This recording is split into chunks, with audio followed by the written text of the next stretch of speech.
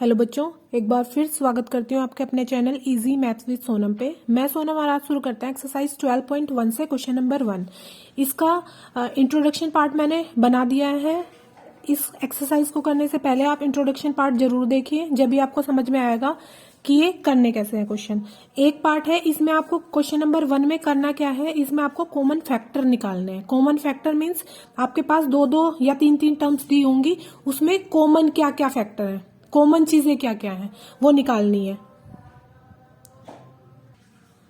तो एक पार्ट को हम अच्छे से देखेंगे कैसे करना है, फिर नेक्स्ट वाले पार्ट में थोड़ा तेज भी कर सकते हैं, ठीक है। जैसे आपका पहला कौन सा फैक्टर है, ये कौन सी टर्म है 12x, सेकेंड वाली टर्म है 36। तो आपको किसके फैक्टर निकालने हैं, पहले प्राइम फैक्टर निकालने हैं, किसके 12 के। तो 12 के प्राइम फैक्टर कैसे निकालते हैं आपने निकालने सीख लिए होंगे। जैसे मैं 2 से डिवाइड करूंगी इसको, 2 6 जा 12, 2 3 जा 6 और फिर ये 3 से ही जाएगा, तो 3 1 जा 3। तो इसके फैक्टर क्या क्या हो गए हमारे 12 के, 2 इंटू 2 इंटू 3 और इंटू में x भी तो है, तो वो x भी लिख लेंगे। यानी कि आपकी इस पूरी टर्म के जो फैक्टर आए हैं वो आए हैं 2 2 3 और x। फिर आप 36 के ऐसे ही निकालेंगे, तो 36 के क्या क्या फैक्टर आएंगे, 2 से डिवाइड हो जाएगा, 2 1 जा 2, 2 8 जा 16, 2 9 जा 18, फिर 3 3 जा 9, 3 1 जा 3। तो 36 के क्या क्या फैक्टर आए हैं, 2 इंटू 2 इंटू 3 इंटू 3, ठीक है। अब आपको देखो क्या करना है, आपको कॉमन फैक्टर निकालना है। क्या निकालना है आपको, कॉमन फैक्टर निकालना है। तो कॉमन फैक्टर के लिए आप दोनों में ये चीज देखेंगे कि दोनों में कॉमन क्या है। देखो दोनों ये वाले 2 दोनों में है तो कॉमन है, इट मीन्स कॉमन का मतलब एक बार बाहर आएगा, एक ही चीज बाहर आएगी। जैसे 2 दोनों में है तो 2 आप ले लोगे, यहाँ पे कॉमन है दोनों में। फिर ये वाला भी तो 2 दोनों में है तो इसमें से भी एक 2 आप ले लोगे, ठीक है। फिर 3 भी दोनों में है तो एक 3 भी बाहर ले लोगे।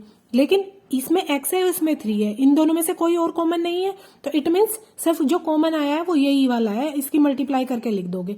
2 2 जा 4, 3 जा 12, तो 12 क्या हो गया, इसका कॉमन फैक्टर हो गया। यही आपका क्या हो जाएगा, आंसर हो जाएगा। x क्यों नहीं आया, बिकॉज ऑफ x इसी वाली टर्म में था, इस वाली टर्म में x नहीं था। हमें कौन सा चाहिए था, जो कॉमन हो। कॉमन इसमें है इसमें नहीं है, इट मीन्स वो कॉमन नहीं है, ठीक है। सेकेंड पार्ट देखते हैं। सेकेंड पार्ट पहली वाली जो टर्म है आपकी 2y है, ठीक है। 2 इसको क्या लिख सकते हो, देखो 2 को तो 2 ही लिखोगे आप, इसके कोई और फैक्टर नहीं है, प्राइम नंबर है ये, तो 2 इंटू वाई लिख सकते हो।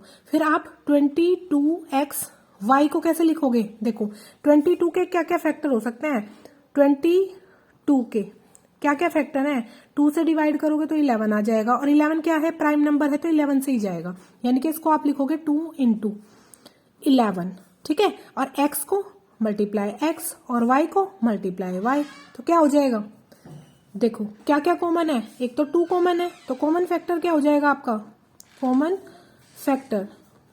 फैक्टर हो जाएगा आपका 2 मल्टीप्लाई, देखो और क्या कॉमन है, y इसमें है इसमें भी है, तो ये भी क्या हो जाएगा, इसका कॉमन फैक्टर हो जाएगा, तो y। और तो कोई चीज ऐसी नहीं बची है जो कॉमन हो, तो इसका कॉमन फैक्टर हो जाएगा आपका 2y। थर्ड टर्म पे चलते हैं। थर्ड टर्म में क्या है, एक तो आपकी टर्म है 14pq।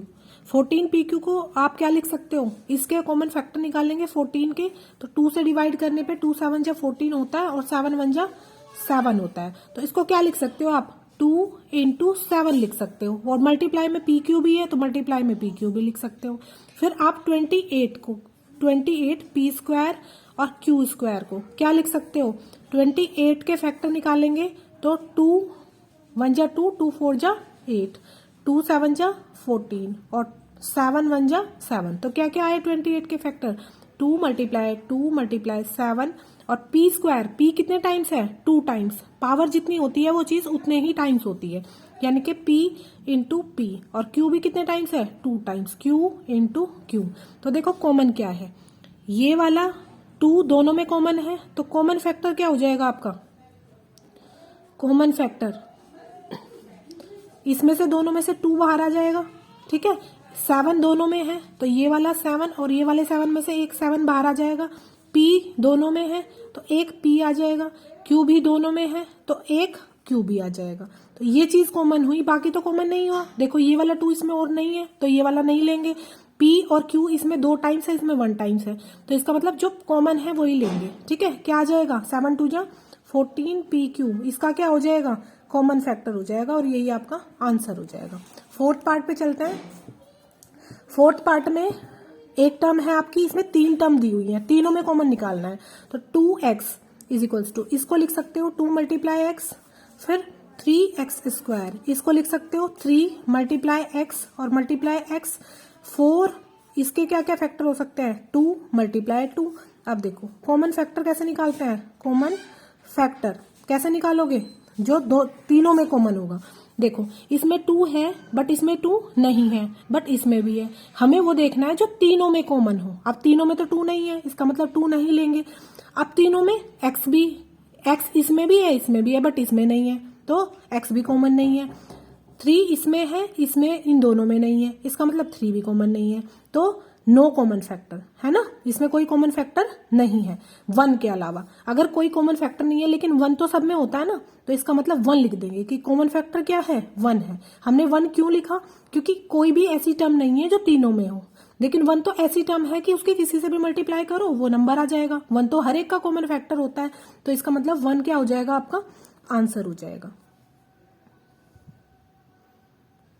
इसके 4 पार्ट मैंने इस वीडियो में कवर करा दिए हैं और इसके 4 पार्ट और बचे हैं, वो मैं नेक्स्ट वाली वीडियो में कवर करा दूंगी। ठीक है, मिलते हैं नेक्स्ट क्वेश्चन के साथ नेक्स्ट वीडियो में, तब तक के लिए बाय बाय, टेक केयर।